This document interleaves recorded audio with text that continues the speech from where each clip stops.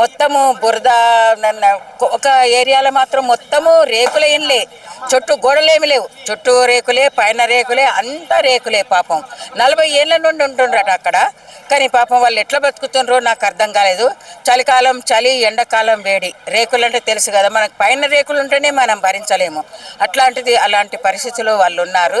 అక్కడ పోయినా నిన్న ఇంకా వేరే ఫిలిం నగర్ ఏరియా పోయినా, అక్కడ మొత్తము పైకి మెట్లు ఎక్కడానికి 40 గజాల భూమిలోనే వాళ్ళు ఎన్నో మెట్లు ఎక్కాల్సి వస్తుంది. మళ్ళీ అండర్ గ్రౌండ్లో ఇండ్లు, అంత రోడ్డు మొత్తం గలీజుగా, అంటే నీళ్లు వాసన.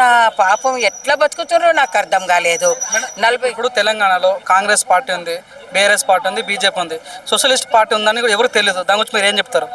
ఇప్పుడు మేము అందుకొరకే ఎంటర్ అయినాము. ఆ 3 పార్టీలకు ఇప్పటి వరకు వేసిండ్రు, గెలిపించారు, పంపించారు. కానీ నో రెస్పాన్స్, ఎవడు వెనక తిరిగి రాలేదు.